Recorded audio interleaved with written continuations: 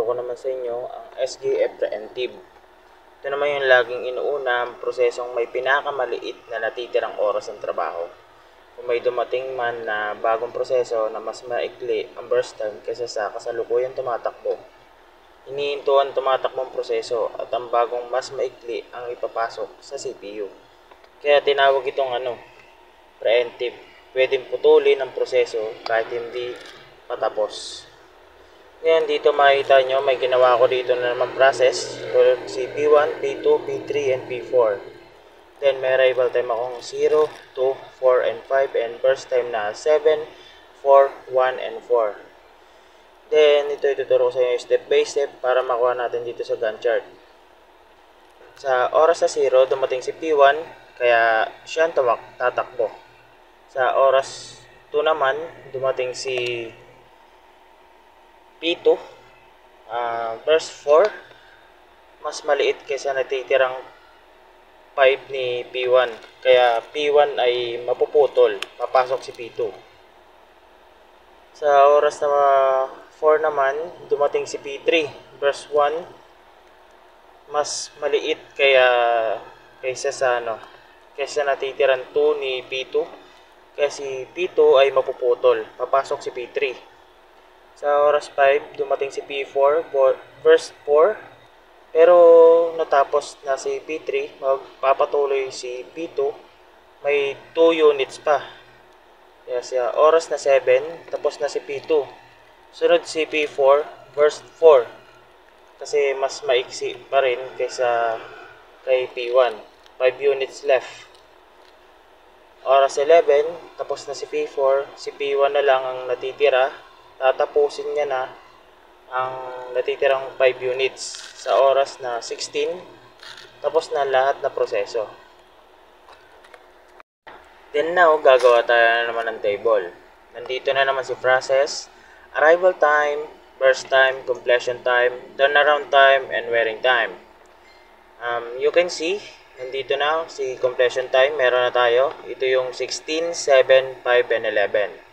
And now, kukunin natin naman yung turnaround time. Ito naman sa pagkuha ng turnaround time is yung completion time to arrival time. Subtract lang natin sila. 16 minus 0 is equal to 16. 7 minus 2 is equal to 5. 5 minus 4 equals to 1. And 11 minus 5 equals to 6. Then sa wearing time naman is, ito naman si turnaround time is, subtract lang natin sa burst time. 16 minus 7 equals to 9. 5 minus 4 equals to 1. 1 minus 1 equals to 0. And 6 minus 4 equals to 2. Then now, kukunin natin ang average computation nila ng turnaround time and wearing time. Sa average turnaround time is 16 plus 5 plus 1 plus 6 equals to 28. And 28 divide sa process na 4 is equal to 7.0. Then sa average wearing time is add lang natin din 9 plus 1 plus 0 plus 2 is equal to 12. Then 12 divide lang natin sa process na 4 is equal to 3.0. And sa throughput, divide lang natin yung process, then yung sa Gantt chart na sa completion time na lastly, yung 16, divide lang natin is equal to 0.25. Dito, tuturo ko ngayon sa inyo kung paano gawin ang SGF ng preemptive. Na kung saan, ang prosesong may pinakamaliit na burst time or tagal ng trabaho ang inuuna. Hindi ito preemptive, ito yung ibig sabihin na kapag yung nagsimula ang isang proseso, tatapusin muna ito bago lumipat sa iba, kahit may dumating pang mas maikli. Ngayon, may gawa naman akong process. Ito naman si P1, P2, P3, and P4. Then, may arrival time akong 0, 1, 2, 3. Then, burst time na 8, 4, 9, and 5. Then now, tuturo ko sa inyo step by step para makuha natin sa Gantt chart. Sa oras 0, dumating lang si P1, kaya siya ang tatakbo.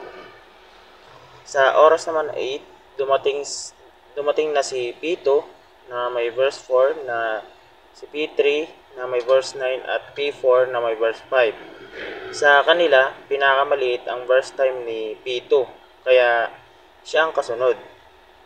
Sa oras 12, natapos si P2, natitira na lang sina P3 na may verse 9 at P4 na may verse 5. Mas maliit ang verse time ni P4, kaya siya ang kasunod. Sa oras 17, natapos si P4, natitira si P3, siya na ang huli. Then sa oras 26, tapos na ang lahat ng proseso.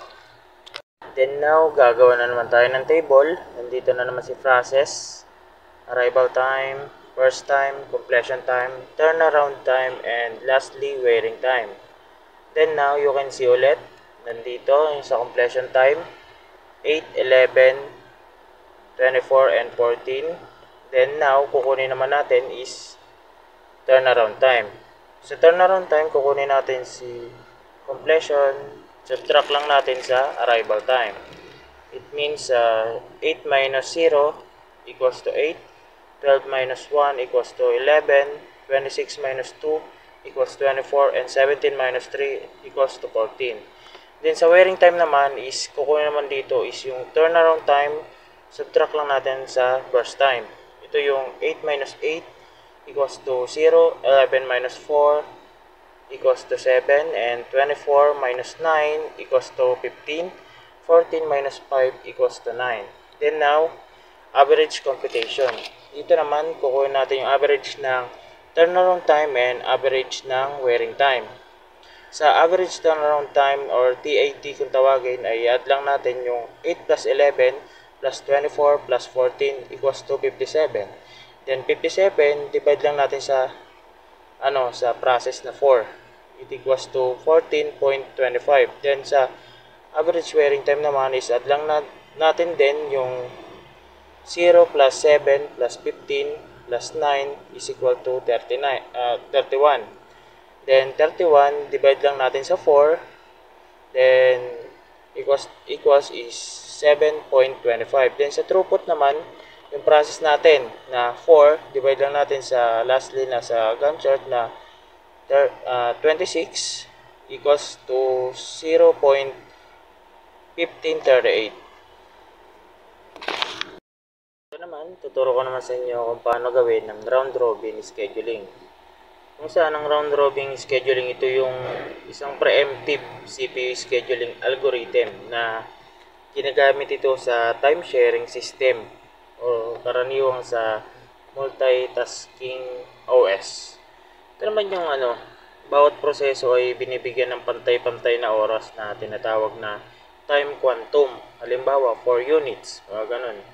Kapag hindi pa tapos ang proseso, pagkatapos ng quantum, hihinto muna ito at ipapasa ang CPU sa susunod. Then, uulit ang cycle hanggang matapos ang lahat. Ganun yung round robin. Then, gawa ulit ako ng process. Dito ulit si P1, P2, P3, P4. Then may arrival time akong 0, 1, and 2, and 3. Then burst time na 5, 3, 8, and 6. Then may quantum ako may time quantum na 4 units. Then now, tuturo ko sa inyo step by step para makuha natin yung sa Gantt chart. Simula, oras akong 0, dumating si P1, may 5 units, tatakbo siya sa loob ng 4 units na quantum. Matitira kay P1 is 1 unit. Then sa oras na 4, dumating na sina P2, P3, and P4. Next si P2, may 3 units lang matapos agad. Then sa oras 7, next si P3, may 8 units, tatakbo ng 4 units, matitira si 4. Then, oras ng 11, next si P4, may 6 na units, tatakbo ng 4 units, matitira is 2. Then, oras na 15, balik kay P1, may 1 unit left, okay, tapos na. Then, oras na 16, balik kay P3, may 4 units pa, tatakbo ang 4 units, tapos, then ang oras 20, balik kay P4, may 2 units pa. Tatapusin niya. Then, oras 22, lahat ng proseso ay tapos na. Okay, then now, gagawa tayo naman ng table. Nandito na naman si process, si arrival time, burst time, completion time, turnaround time, and lastly, wearing time.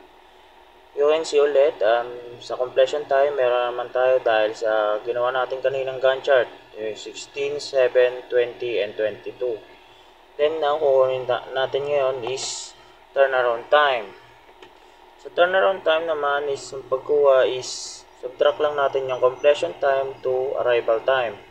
Ito yung 16 minus 0 is equal to 16, and 7 minus 1 equals to 6, then 20 minus 2 equals to 18, and 22 minus 3 equals to 19. Then sa wearing time naman, okay, turnaround time to burst time, subtract lang.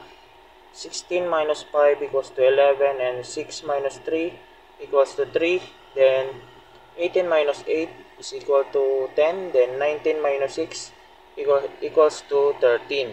Then now, sa average computation, kukunin natin na naman dito yung average computation ng turnaround time and average wearing time.